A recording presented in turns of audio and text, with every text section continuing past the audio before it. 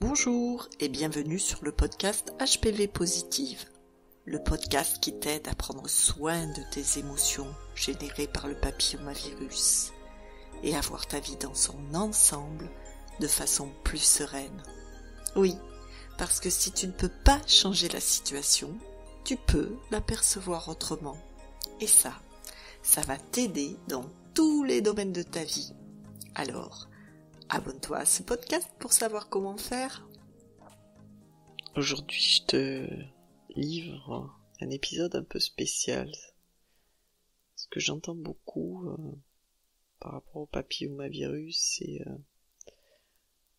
des personnes qui me disent j'ai le papillomavirus, je n'ose en parler à personne, personne ne le sait, qui se sentent seuls, qui souffrent dans leur coin. Et quand j'entends ça, ça me met aussi en lien avec mon expérience quand à 24 ans, j'ai eu mes premières lésions de papillomavirus en signe 3 avec des condylomes. Mes parents m'ont dit, on l'a dit à personne. Et c'est vrai que c'est quelque chose qui m'avait beaucoup blessé parce que je l'ai ressenti vraiment comme une double peine. J'étais malade, j'avais peur à 24 ans, des lésions précancéreuses, ça fait quand même peur. Et en plus, c'était un secret, quelque chose qu'il ne fallait pas dire, et qui me privait du soutien de ma famille, qui me privait d'un cocon, d'un amour qu'on pouvait m'apporter. Et ça m'avait vraiment fait de la peine, à tel point que je m'en souviens encore. Et je pense que tu vis ça toi aussi, peut-être. En tout cas, je pense qu'on est nombreuses à avoir connu ce sentiment avec le papillomavirus. Et là, je sors d'une pratique de connexion à mon utérus. Et il m'est apparu comme une nouvelle compréhension du sentiment de honte. La honte, c'est quelque chose que je ne pensais pas ressentir. Je n'identifiais pas comme ça. Et ces derniers temps, c'est comme si au fur et à mesure que je pèle les couches de l'oignon, si on considère que l'oignon c'est moi, c'est comme si je descendais de plus en plus profondément dans des émotions très sensibles.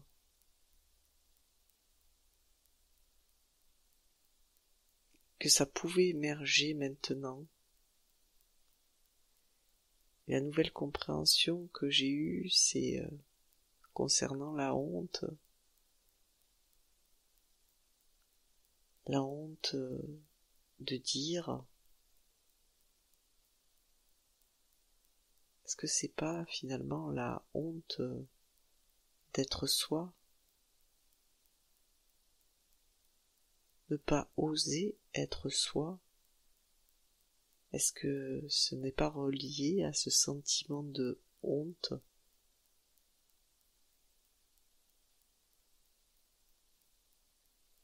Pourquoi n'oserait-on pas être soi?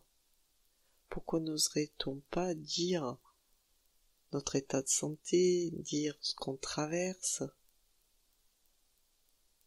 Pourquoi n'oserait-on pas briller? Ce n'est pas la honte d'être soi. Alors évidemment, c'est aussi rattaché à la peur d'être rejeté des autres, à la peur d'être incompris, à la peur d'être exclu du groupe.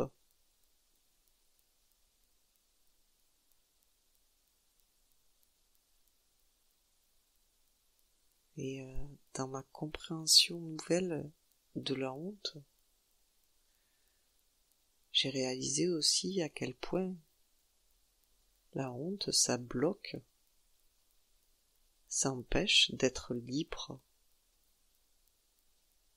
C'est vraiment des sentiments, des émotions que j'ai ressentis, de me sentir bloqué pendant des années. Quand j'ai fait un burn-out, je me sentais bloqué, en panne. Et peut-être toi aussi, parce qu'avec le papillomavirus aussi, déjà au niveau sexuel, surtout quand on est célibataire, en couple aussi, ça peut arriver, ça dépend vraiment de la compréhension que le partenaire amène face au papillomavirus. S'il n'est pas parti en courant, peut-être qu'en fait ça lui fait pas du tout peur, et moi c'est ce que j'ai expérimenté à chaque fois que j'ai eu le papillomavirus et que j'étais en couple. Peut-être tu peux te sentir bloqué dans tes relations sexuelles, plus oser avoir de relations sexuelles, par peur de la contamination, par peur de dire, par honte de dire que ta yoni est malade, ton col de l'utérus est atteint.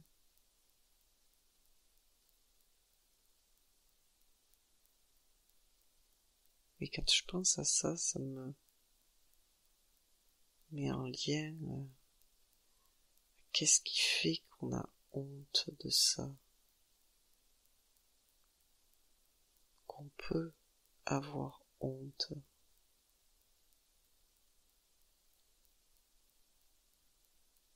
C'est une infection sexuellement transmissible. C'est un mot qui est très chargé.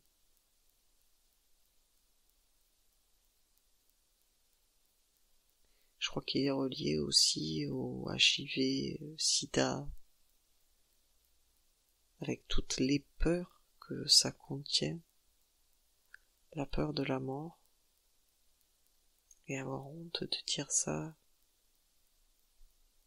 c'est beaucoup relié à la peur d'être rejeté, bien sûr. Mais si on est bloqué dans un masque, à faire semblant, à faire croire que on peut se passer de relations sexuelles, qu'on est bien seul. On est bloqué dans quelque chose qu'on ne veut pas, on y reste par honte. Est-ce possible? Est-ce que toi tu te sens bloqué dans ta vie depuis que tu as le papillomavirus? Est-ce que tu as comment arrêter de vivre? Est-ce que peut-être tu vis en apnée?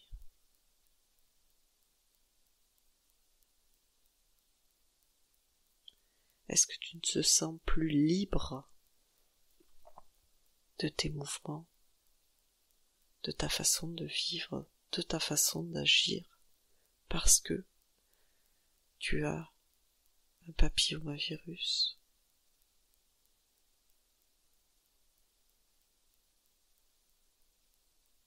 Le sentiment de liberté, c'est quelque chose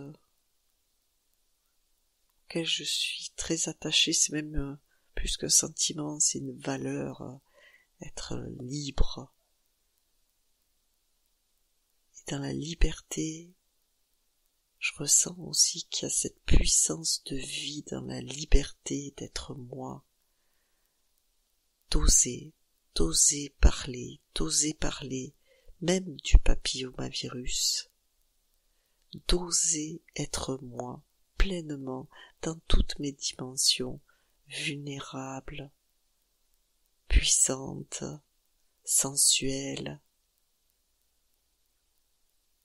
bienveillante, divine, intelligente, aussi triste parfois, déprimée parfois, en colère parfois, identifiée à des sentiments.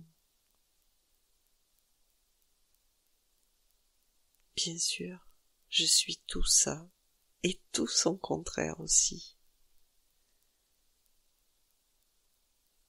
La vie, c'est vraiment des nuances, des arcs-en-ciel, des pluies, des orages, du soleil, du vent. La pluie nous lave comme les larmes qui sortent de notre corps.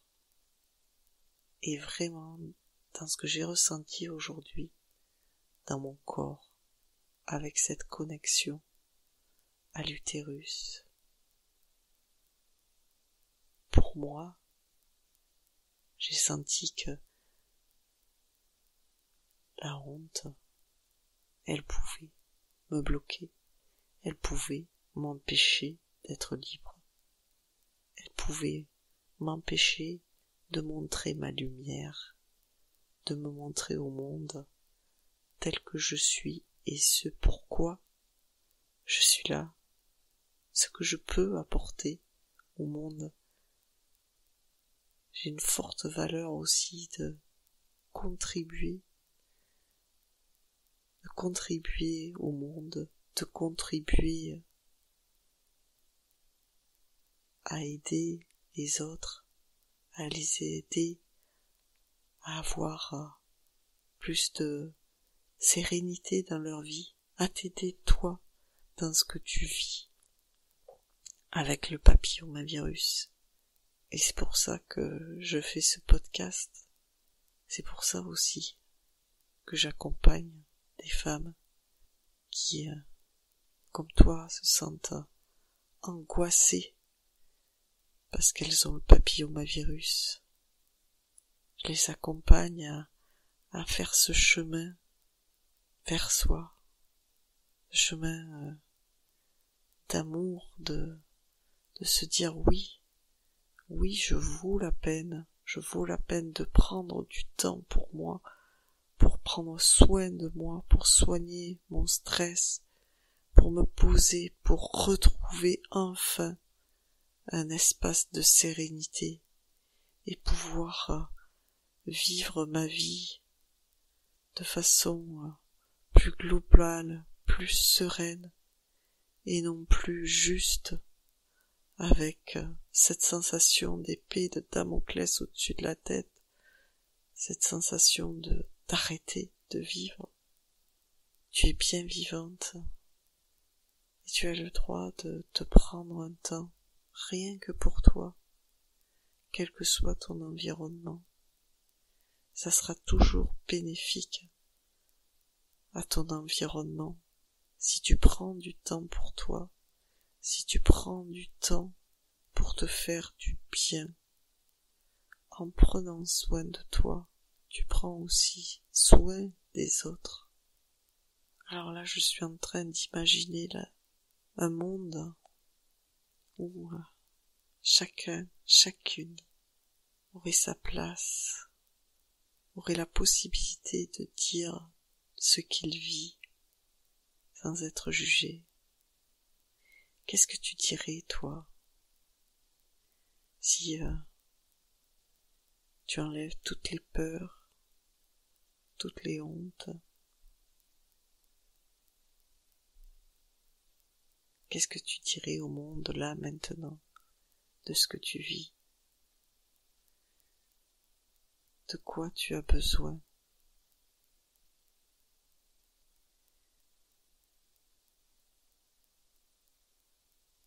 Demande.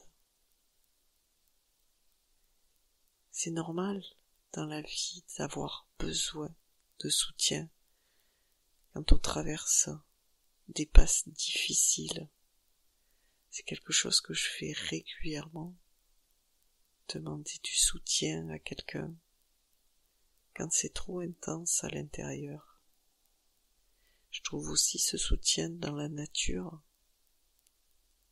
mais il y a des moments aussi où ça ne me suffit pas, où j'ai besoin de la présence de quelqu'un qui m'accompagne, de qui c'est le métier, pour me co-réguler, parce qu'il y a des endroits où on a vraiment besoin d'aide pour pouvoir passer le pas, pour pouvoir traverser ces émotions.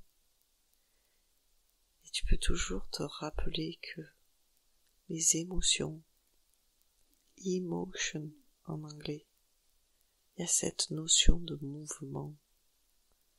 Si tu crois que tu peux te perdre dans tes émotions, si tu as peur de t'y noyer, rappelle-toi ça.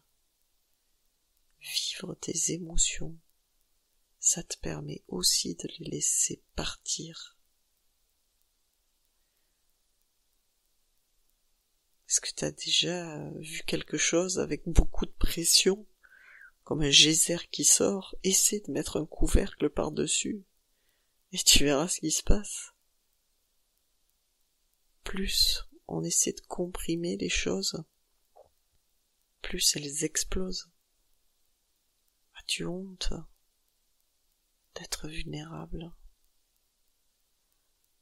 As-tu honte d'avoir le papillomavirus? As-tu honte d'en parler à ta famille, à tes amis, à ton travail? C'est bien normal. Et juste, tu peux reconnaître ça. Vraiment prendre conscience de ça.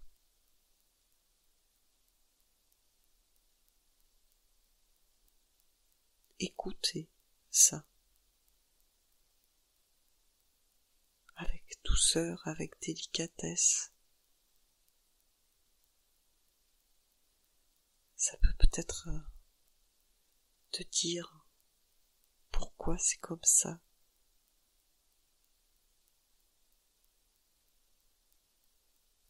Et regarde si c'est possible pour toi d'oser faire différemment, oser libérer ta parole. Peut-être, quand je te dis ça, peut-être tu imagines déjà une première personne à qui tu pourrais parler assez facilement, ou du moins avec laquelle ça serait peut-être possible. Regarde si tu peux oser, si c'est juste pour toi. Je te propose de le faire d'un endroit de toi qui a envie de déposer quelque chose, de dire j'ai le papillomavirus. Ne le fais pas d'un endroit de toi où tu te forces à le faire. Si tu as cette envie de le dire, laisse-la monter et laisse tes lèvres dire, extérioriser ce que tu as tellement envie de dire. Et regarde, ressens ce que ça te fait d'oser dire comment ça te libère. Je sens à quel point ça me libère de parler du papillomavirus. Je ne l'avais pas imaginé. Mais même ce podcast est libérateur pour moi. Libérateur parce que je contribue. Je t'aide, toi qui as aussi le papillomavirus. Du moins je l'espère. Ça remplit cette valeur fortement. Et par effet, je sens que je me libère aussi. Moi aussi, j'ose dire publiquement. Et c'est vrai que c'est pas toujours facile, d'autant plus quand on est célibataire. Et j'aimerais bien trouver un petit chéri quand même. Oui. Regarde-toi. Quel pouvoir ça a sur toi. Je suis émerveillée depuis que j'ai lancé ce podcast d'entendre des retours de femmes qui me disent « Je l'ai dit, ça y est, je l'ai dit. Je l'ai dit à mon frère, je l'ai dit à ma sœur, je l'ai dit à ma famille, je l'ai dit à mes amis. Ah, ça fait du bien. Je l'ai dit à la pharmacie hier et tout le monde m'entendait, mais je m'en fous. Ah, quel poids en moins. Oui, j'ai une maladie, oui.